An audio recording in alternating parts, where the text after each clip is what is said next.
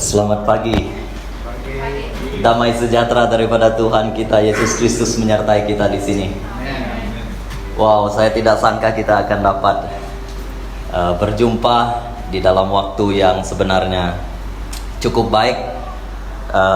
Kita tidak menyangka bahwa kita akan dapat memulakan ibadah kita secepat yang mungkin, karena masih ada lagi di tempat-tempat lain yang masih menutup gereja mereka demi untuk takluk kepada pemerintah. Saudara yang saya kasih dalam Tuhan, kita dapat berjumpa sekali lagi sebenarnya karena kebaikan Tuhan, karena kasih Tuhan, karena Tuhan telah mendengar permintaan kita, Tuhan mendengar permohonan kita, dan Tuhan tahu isi hati kita. Sebab itu kita diizinkan oleh Tuhan untuk dapat berjumpa di dalam ibadah yang seperti ini. Tetapi walaupun kita dapat berjumpa, kita masih ada kekangan, kita masih ada langkah-langkah yang perlu untuk dipatuhi. Tetapi walau bagaimanapun juga, kita akan tetap bersyukur kepada Tuhan, karena inilah tujuan gereja. Inilah tujuan sebenar gereja, di mana orang-orang percaya berkumpul, di mana orang-orang percaya datang bersekutu, memuji dan menyembah Tuhan. Karena tidak ada yang akan dapat bertahan seorang diri. Tidak akan ada satu community yang akan dapat bertahan jika semakin lama berjauhan. Jadi saya bersyukur kepada Tuhan karena keputusan yang sudah pihak kepimpinan gereja ambil untuk kita dapat memulakan ibadah kita yang pertama sebenarnya setelah berapa bulan, saya kira hampir 6 bulan. Kita bersyukur kepada Tuhan. Baik, saya tidak menyediakan slides untuk khotbah saya pada pagi ini, tetapi apa yang saya ingin sampaikan adalah sesuatu yang saya pikir cukup menarik, karena berkenaan dengan waktu penantian kita. Kepada worship team saya sudah memberikan tajuk firman yang akan saya sampaikan tempo hari. Saya katakan saya akan menyampaikan firman yang bertajuk nantikan Tuhan, wait for the Lord. Sebelum kita mendengar firman Tuhan, mari kita sama-sama berdoa terlebih dahulu. Kami datang ke hadapan Engkau, Allah pencipta langit dan bumi, yang memiliki alam semesta ini. Karena begitu besar kasih-Mu kepada kami, Engkau memerhatikan gereja kecil ini, sehingga pada hari ini Engkau berkenan membukakan pintu gereja ini untuk anak-anak-Mu datang berkumpul di sini.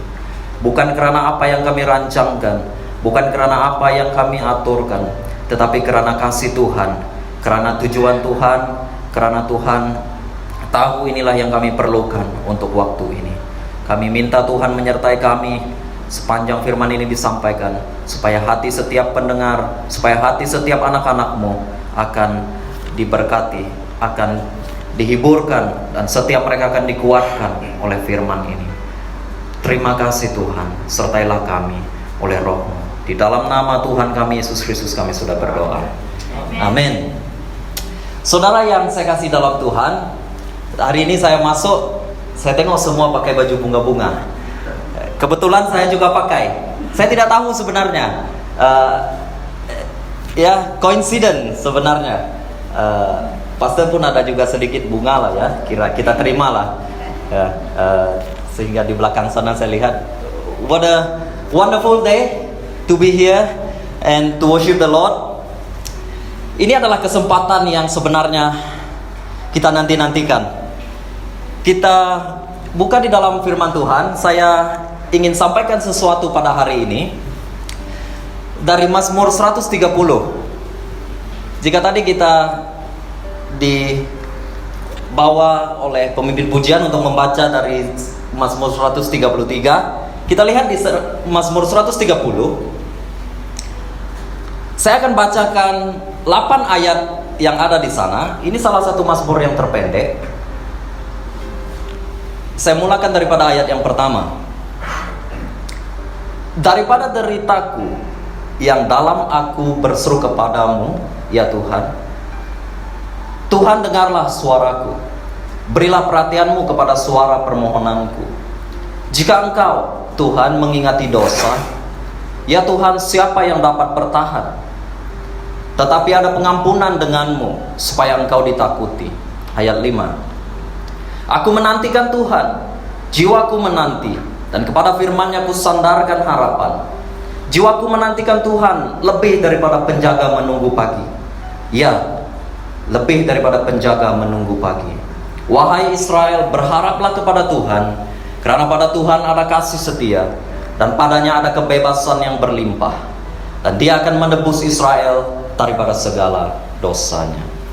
Inilah firman yang akan kita lihat pada pagi ini, karena saya diinspirasikan melalui ayat yang ke-5, 6, dan yang ke-7 untuk membawa kita melihat satu pribadi di dalam Alkitab yang sangat terkenal. Tajuk firman saya, seperti yang saya katakan tadi, adalah Wait for the Lord, nantikan Tuhan.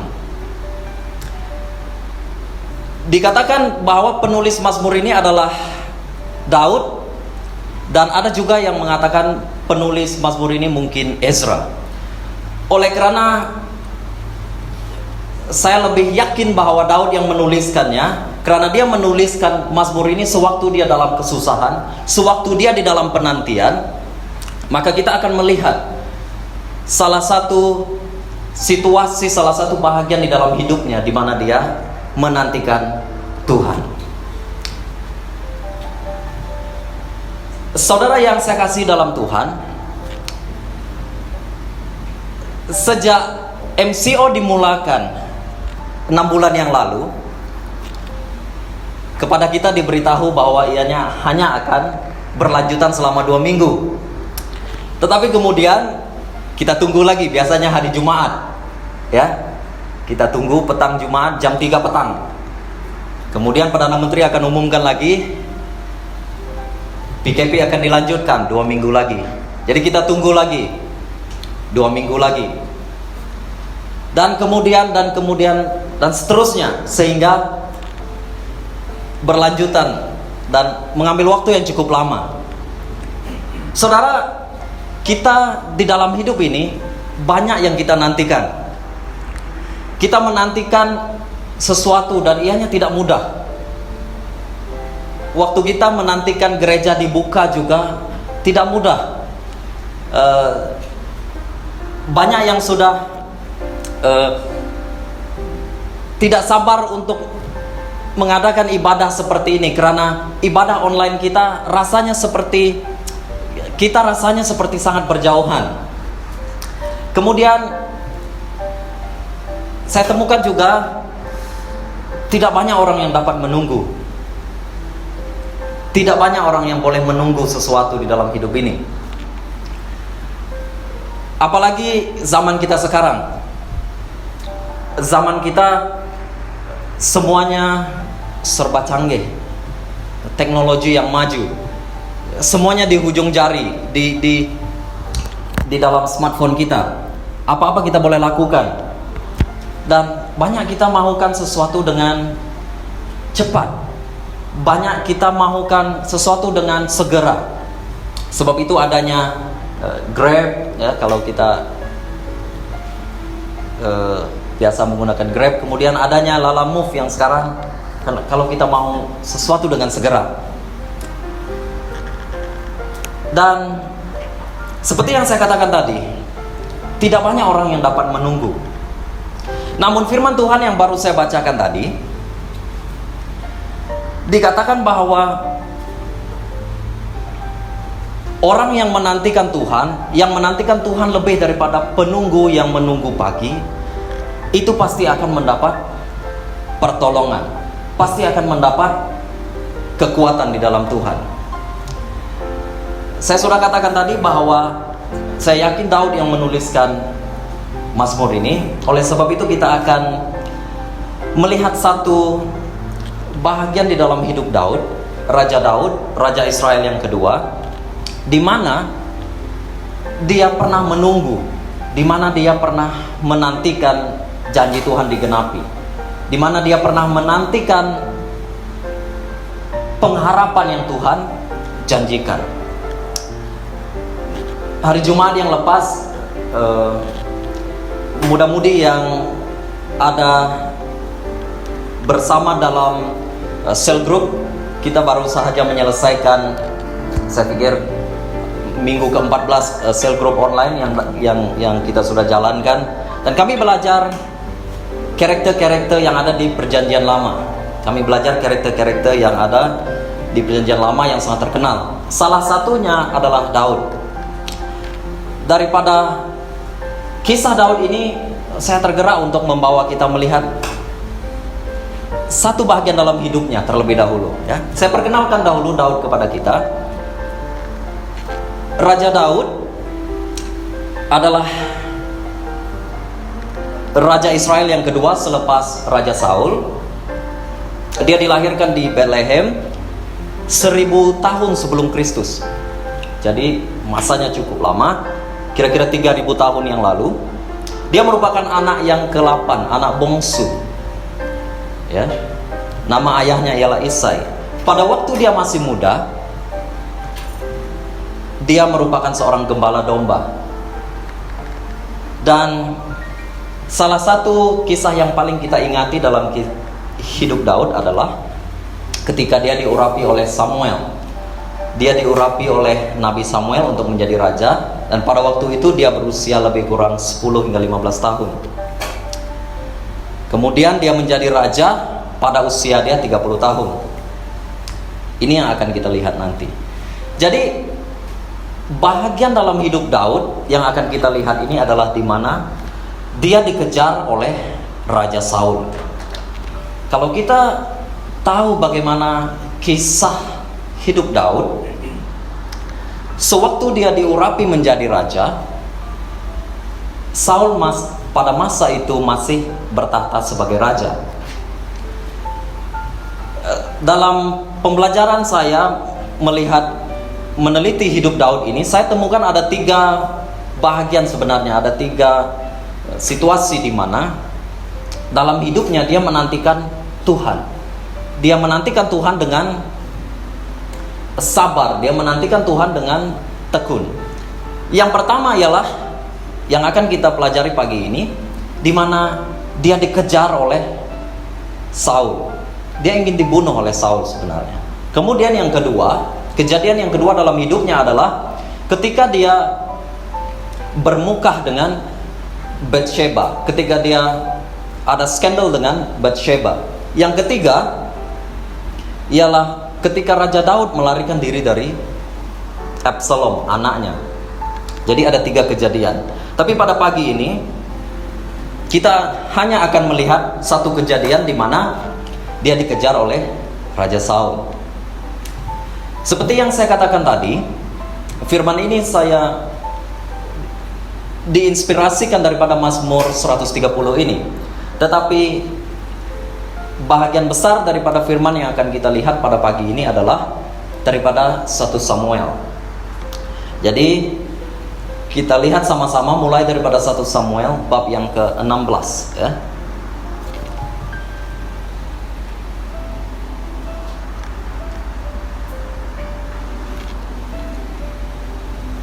Ketika saya nanti menyampaikan firman ini, ketika saya menceritakan kisah hidup Daud kepada kamu, saya mau kamu perhatikan apakah reaksi Daud sewaktu dia dikejar oleh Raja Saul, ya. Saya mau kamu lihat apakah sikap dia sewaktu dia dikejar dan coba dibunuh. Dan kemudian saya mau kita sama-sama lihat bagaimanakah imannya, bagaimanakah dia menunjukkan imannya pada waktu dia dikejar. Semua ini bermula, cerita dia dikejar oleh Raja Saul ini bermula begini. Semuanya bermula apabila dia diurapi menjadi raja. Seperti yang saya katakan tadi, dia diurapi menjadi raja pada waktu dia berumur lebih kurang 10 hingga 15 tahun, ya. Tidak diberitahukan umur sebenarnya. Pada waktu dia diurapi menjadi raja, Roh Tuhan turun ke atas dia. sebaliknya apa yang berlaku kepada Raja Saul ialah Roh Tuhan menjauhi Raja Saul. Ini ada di dalam 1 Samuel bab yang ke-16. Kemudian waktu Roh Tuhan menjauhi Raja Saul, ada roh jahat yang diizinkan oleh Tuhan untuk mengganggu Raja Saul. Setelah itu, karena Daud terkenal sebagai seorang pemain musik dan seorang pemazmur, seorang penyanyi, dia direkomend oleh seorang anak muda di dalam kumpulan Raja Saul supaya dia dibawa untuk berkhidmat kepada Raja Saul. Ini yang kita dapat lihat di dalam 1 Samuel bab 16. Daud datang menghadap Raja Saul dan dia berkhidmat kepadanya. Dia menjadi pembawa senjata raja. Pada waktu itu dia masih berumur, seperti yang saya katakan tadi, dalam 15 tahun, begitu ya. Saya mau kamu ingat umur dia. Nanti saya jelaskan kenapa. Dan selang beberapa waktu terjadilah peperangan antara Israel dengan Filistin di dalam 1 Samuel bab 17.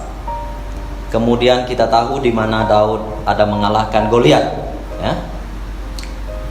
Dan umurnya pada waktu dia mengalahkan Goliat lebih kurang 15 hingga 20 tahun.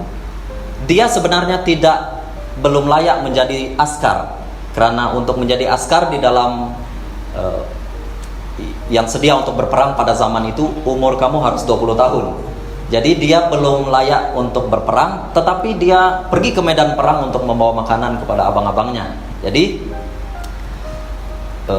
dia mengambil kesempatan itu untuk pergi berjumpa dengan Goliat dan mengalahkan Goliat. Seterusnya, selepas dia mengalahkan Goliat, dia semakin dewasa dan akhirnya dia dimasukkan ke dalam pasukan tentara dan dia menjadi sangat berjaya. Di dalam 1 Samuel yang ke-18, 1 Samuel bab 18 ayat 5 dikatakan Daud pergi kemana-mana saja Saul mengutusnya, dia selalu berhasil, sehingga Saul melantik dia untuk menjadi ketua atas para anggota tenteranya.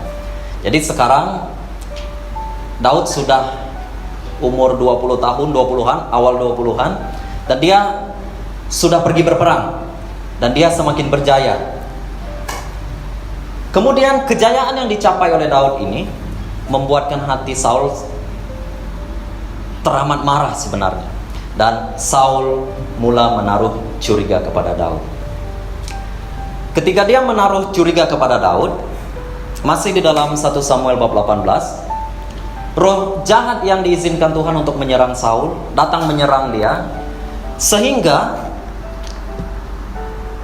Saul melemparkan tombak untuk coba membunuh Daud sewaktu mereka sedang duduk. Jadi inilah percobaan pertama yang Saul lakukan untuk coba membunuh Daud. Perhatikan apa yang dilakukan oleh Daud. Ini sikap dia.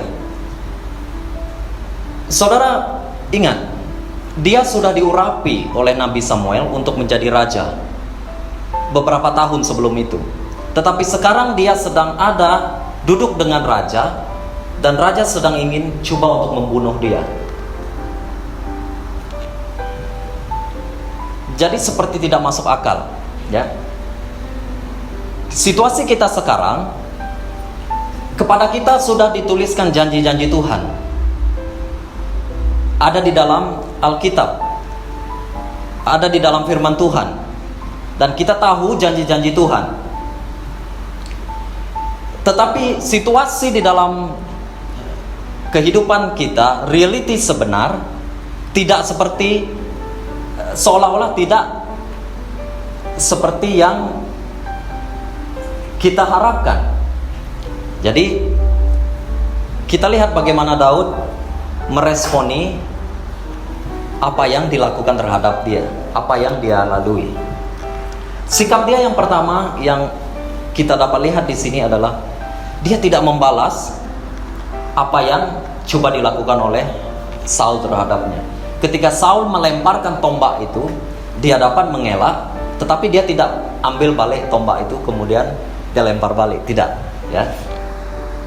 Saya percaya kalau Daud buat, dia lempar balik tombak itu, saya percaya Saul mesti sudah mati ya. Saya percaya begitu, karena ternyata Daud lebih handal daripada Saul. Kemudian setelah Daud mengetahui bahwa dia ingin dibunuh, saya temukan reaksi dia. Tadi saya katakan sikap dia tidak membalas. Dia tidak membalas kejahatan dengan kejahatan. Kemudian saya temukan reaksi dia. Reaksi yang pertama sewaktu dia ingin dibunuh, ialah dia bersembunyi. Ada di dalam, masih di dalam 1 Samuel bab 18 tadi. Ya. Kemudian kita move on lagi ke 1 Samuel bab yang ke-19. Kalau kamu ada Alkitab kamu akan dapat melihat tajuk-tajuk besar setiap perenggan di sana. Kamu akan dapat melihat bagaimana kisah ini yang saya ceritakan ini. Selepas itu, di bab yang ke-19 ada lagi percobaan yang kedua Raja Saul untuk coba membunuh Daud. Kemudian dia masih tidak membalas kejahatan dengan kejahatan. Di ayat yang ke-19, bab yang ke 1 Samuel 19 ayat 11, ada percobaan ketiga untuk membunuh Daud di rumahnya sendiri, tetapi dia berjaya menyelamatkan diri. Inilah reaksi dia yang kedua. Dia melarikan diri. Sewaktu dia coba dibunuh untuk kali ketiga, dia melarikan diri. Saya sebenarnya tidak menggalakkan kita untuk lari daripada masalah atau lari daripada situasi yang kita hadapi, tetapi ada waktunya kita perlu menjauhkan diri, ada waktunya kita perlu menjarakkan diri daripada hal yang membahayakan. Oke? Inilah yang dia lakukan sewaktu dia menantikan janji Tuhan. Inilah yang Daud lakukan sewaktu dia menantikan penggenapan firman Tuhan yang disampaikan melalui Nabi Samuel. Ini reaksi dia yang kedua, dia melarikan diri. Dia pergi ke satu tempat yang bernama Rama. Sekarang di 1 Samuel bab yang ke-20, dia sampai di Rama, dia berjumpa dengan Nabi Samuel di sana dan dia tinggal di sana.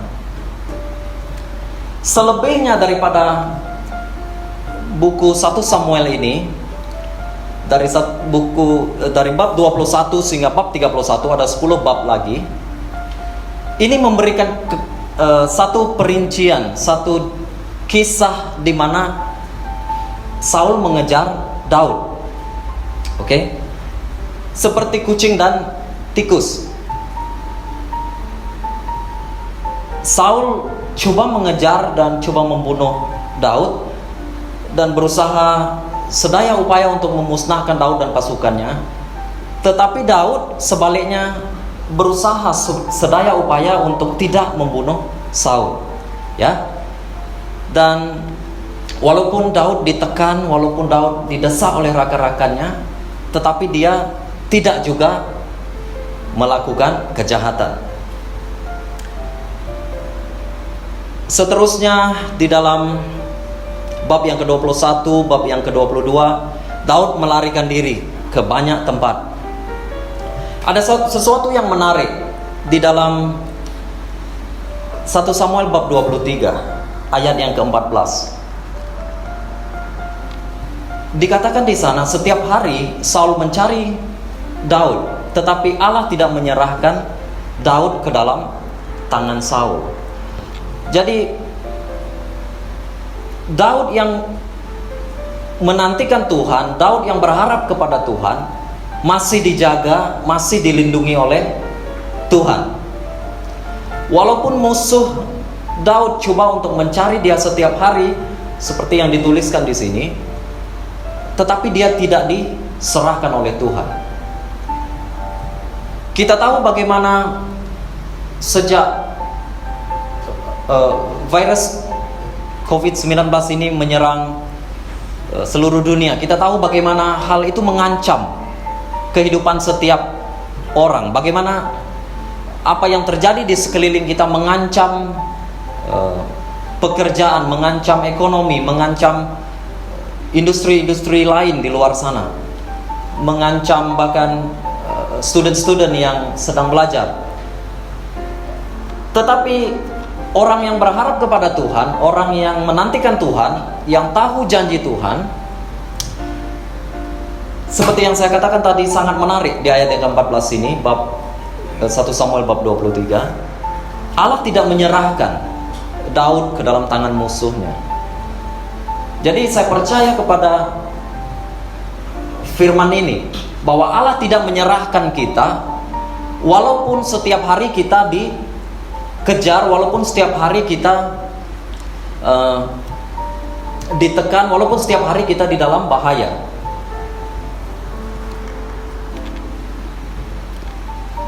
Dan di dalam bab 23 ini juga, di ayat yang ke-19, sewaktu Daud bersembunyi di sebuah tempat yang bernama Gurun Zif, orang di gurun itu yang tinggal di sekeliling itu pergi berjumpa dengan Saul dan memberitahu kepada Saul bahwa Daud bersembunyi di sini.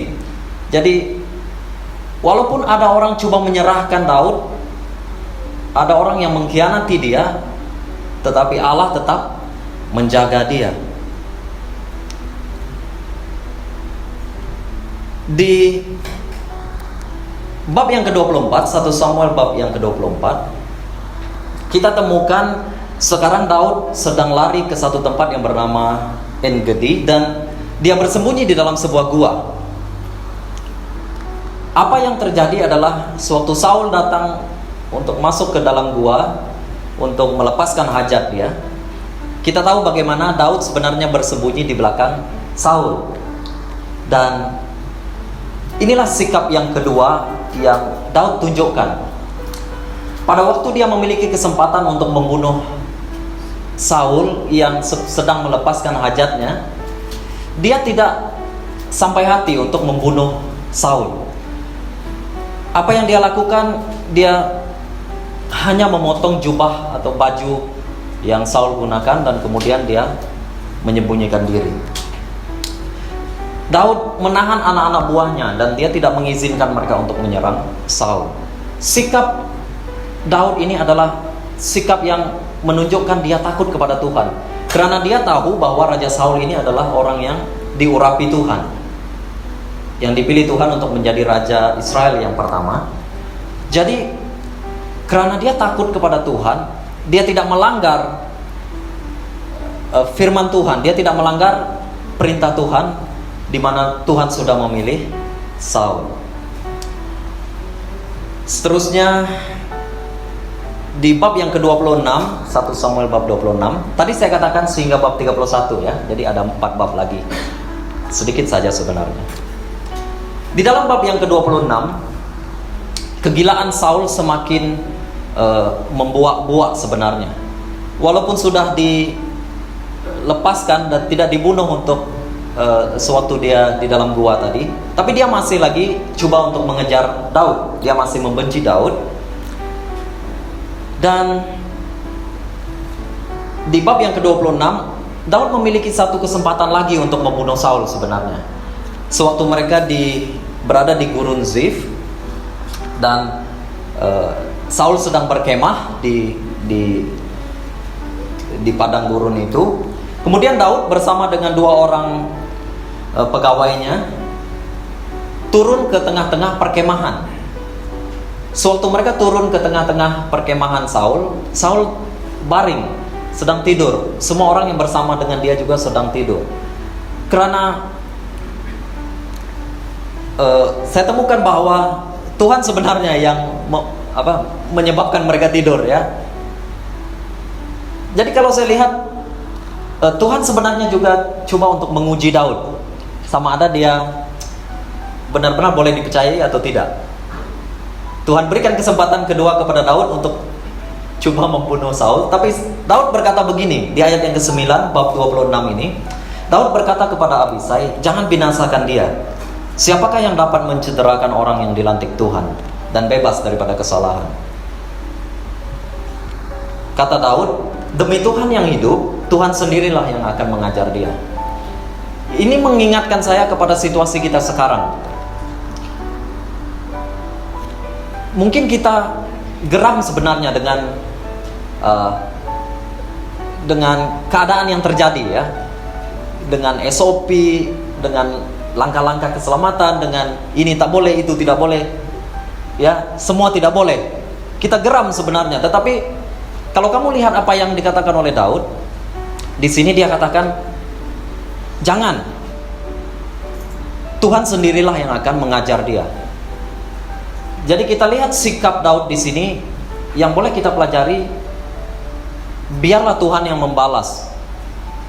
Biarlah Tuhan yang membalas apa yang dipandang baik oleh Tuhan sendiri, karena dia adil dan saksama di dalam apa yang dia lakukan. Kita sedihnya banyak hal yang berlaku sebenarnya sepanjang PKP ini. Ada syarikat yang ditutup, ada yang diberhentikan dari pekerjaan, ada yang pendapatan mereka berkurang, ada yang macam-macam lah. Saya sendiri sekarang, kami masih tidak dibenarkan untuk pergi ke office. Jadi inilah kekangan yang kita lalui. Tetapi seperti yang kita lihat tadi, biarlah Tuhan yang membalas, biarlah Tuhan yang membuka jalan pada waktunya sendiri. Seperti tajuk firman ini, nantikan Tuhan untuk dia melakukan jalan yang terbaik, untuk dia membuka jalan yang terbaik untuk kita sebenarnya, ya. Ini di dalam bab yang ke-26. Di dalam bab yang ke-27 seterusnya, saya temukan lagi reaksi yang ketiga Daud. Kalau reaksi dia yang pertama tadi, dia bersembunyi. Kemudian reaksi dia yang kedua, dia lari. Sekarang reaksi dia yang ketiga di bab yang ke-27 ini, dia bersahabat dengan seorang raja yang bernama Akis. Ini mengingatkan saya pula dengan keadaan kita sekarang, ya. Sebaik-baiknya janganlah kita janganlah ada lagi benci, jangan ada lagi yang mencari musuh, jangan ada lagi yang untuk berbuat jahat kepada yang lain. Karena di waktu-waktu yang sukar seperti yang dialami oleh Daud ini, dia pergi dan bersahabat dengan orang, dia berbuat baik kepada orang, sehingga orang itu dapat menolong dia, ya. Jadi jika selama ini mungkin kamu ada musuh, kamu berbaik-baiklah dengan musuh kamu, karena tidak tahu bila dia akan menolong kamu, ya. Waktu saya meneliti ini, menarik juga apa yang dilakukan oleh Daud. Ini di bab yang ke-27. Kemudian kita terus pergi ke bab yang ke 28-29. Di bab yang ke-29, Daud ditolak oleh orang Filistin. Bayangkan, dia mau bersahabat dengan seorang daripada orang Filistin yang bernama Akis. Kemudian ada kumpulan daripada orang Filistin lagi, kumpulan banyak itu menolak dia. Dan di bab yang ke-30 ada satu kejadian di mana sewaktu dia ditolak oleh orang Filistin karena dia ingin pergi berperang bersama-sama dengan mereka, dia pulang. Waktu dia pulang, orang yang bersama-sama dengan dia, mereka ditawan, termasuk istri-istri Daud. Ketika ini ada di dalam bab yang ke-30, 1 Samuel bab 30. Ketika dia melihat bahwa orang yang bersama dengan dia ditawan, harta benda dia ditawan, istri Daud juga ditawan. Di ayat yang keempat, kamu lihat di sana, amat nyaringlah tangisan Daud. Tidak mudah apa yang dia lalui. Kita sudah tahu bagaimana dia dikejar dan coba dibunuh tadi. Dan sekarang sewaktu orang-orang yang bersama dengan dia ditawan, dia dikatakan di ayat yang keempat merasa amat sedih dan amat nyaringlah tangisan Daud. Di ayat yang keenam, Daud menjadi begitu tertekan apabila rakyat berkata hendak merejamnya dengan batu. Pengikut-pengikut yang bersama dengan dia sekarang coba untuk membunuh dia pula. Bayangkan apa yang dia lalui. Tapi di ayat yang keenam, di akhir ayat itu kamu lihat begini yang dituliskan oleh Alkitab. Namun begitu, Daud menguatkan hati di dalam Tuhan Allahnya. Inilah sikap Daud yang ketiga yang saya ingin kita perhatikan. Dia menguatkan hatinya di dalam Tuhan. Di ayat yang keempat, amat nyaringlah tangisan Daud. Di ayat yang keenam, Daud menjadi begitu tertekan karena ingin direjam dengan batu. Tetapi ayat yang keenam berkata begini, Daud menguatkan hatinya di dalam Tuhan. Jadi saya tahu apa yang kita lalui sekarang. Dalam kita menantikan pembebasan daripada Tuhan, dalam kita menantikan penggenapan janji daripada Tuhan, apalagi janji akan kembalinya Tuhan untuk kedua kalinya.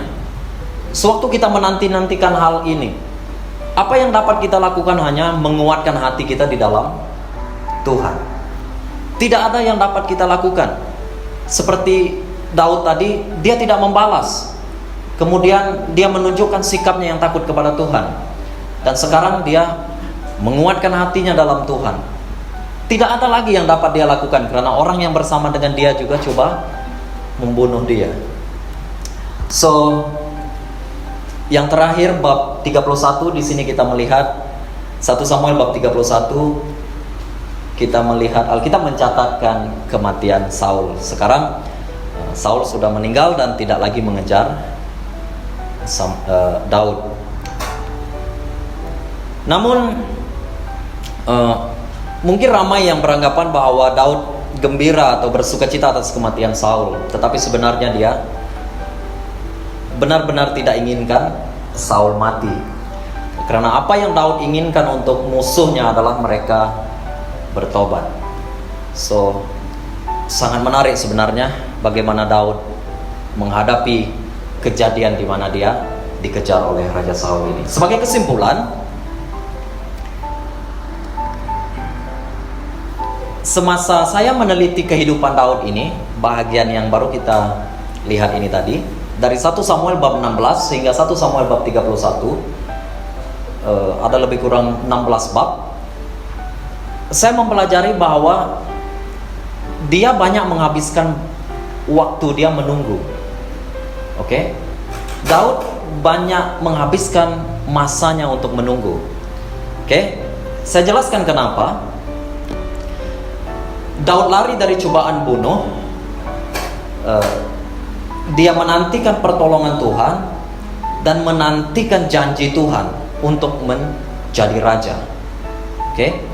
Dari 1 Samuel bab yang ke-16, sejak Daud mula berkhidmat untuk Raja Saul sampai 1 Samuel bab 31, jangka waktu ini ada lebih kurang 7 hingga 8 tahun. Jadi di dalam pelariannya, dia menghabiskan masa sebanyak lebih kurang 7 hingga 8 tahun. Bukan masa yang singkat. Kita punya MCO baru 6 bulan. Ya, MCO baru 6 bulan. Kita sudah macam cacing kepanasan. Ya, kita sudah tidak tahan, apalagi waktu mula-mula MCO tempo hari. Dengan kebanyakan lelaki rambut dia tidak potong, tidak keluar rumah, tidak boleh pergi ke kedai untuk minum kopi, semua tidak boleh berjumpa dengan kawan-kawan, bersukan, jogging. Saya rasa macam tidak tidak dapat tahan lagi, ya.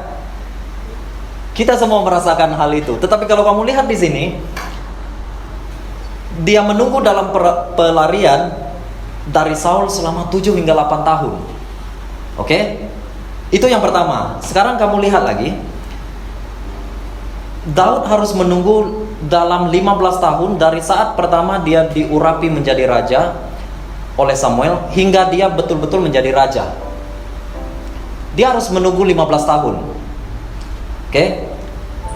Dan selepas dia menjadi raja atas suku Yehuda pada waktu umur dia 30 tahun, dia harus tunggu lagi 7 tahun untuk dia diangkat menjadi raja atas seluruh Israel.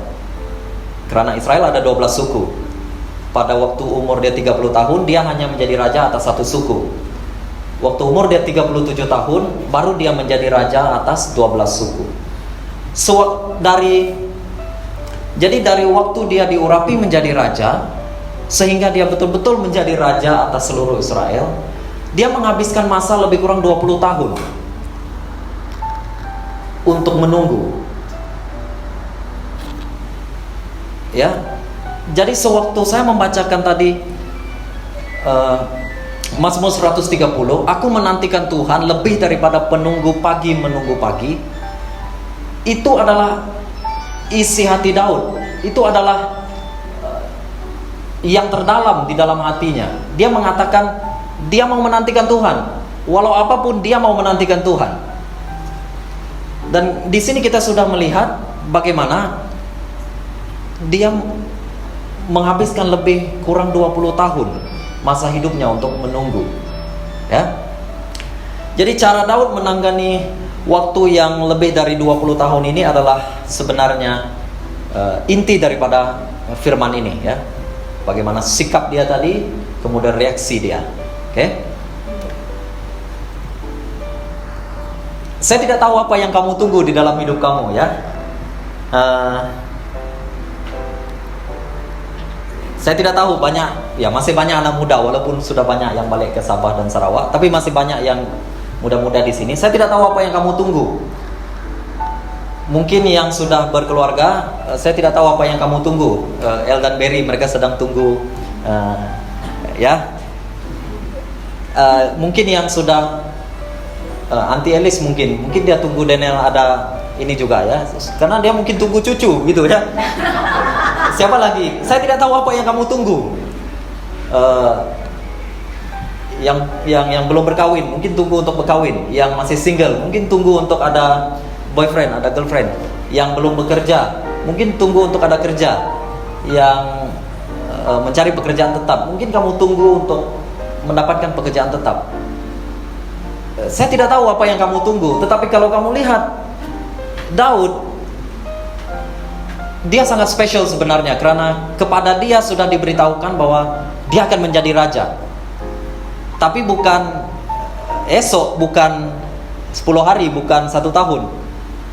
Dia tidak tahu bila dia akan jadi raja sebenarnya, walaupun diurapi. Jadi dia menghabiskan masa yang cukup lama untuk menanti, untuk menunggu. Saya sudah katakan tadi, tidak banyak orang yang dapat menunggu.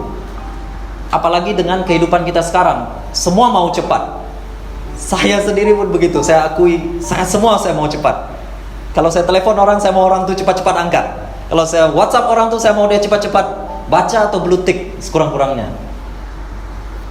Kita inginkan sesuatu yang cepat, tetapi cara Tuhan untuk setiap orang berbeza. Kalau kamu lihat bagaimana cara Tuhan mengajar Daud, Tuhan membiarkan dia selama bertahun-tahun, ya, untuk dia to get the best daripada Daud. So ini sangat menarik sebenarnya. Jadi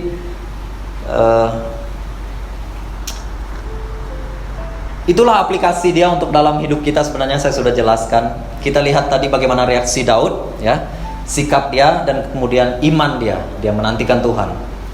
Untuk kita pada hari ini, kita sudah menerima janji Tuhan, ya.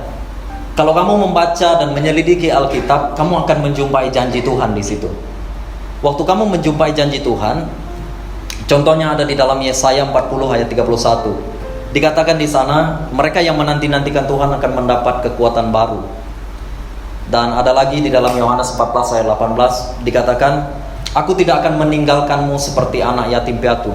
Aku akan datang lagi mendapatkanmu. Itu kata Tuhan Yesus. Inilah janji-janji yang dapat kita temukan di Alkitab, yang boleh kita pegang. Dan kita pegang janji ini sambil menantikan Tuhan, sambil menantikan pembebasan daripada Tuhan, pembalasan daripada Tuhan, kemenangan daripada Tuhan, dan juga kelegaan daripada Tuhan, penghiburan daripada Tuhan. Memang menunggu itu tidak mudah.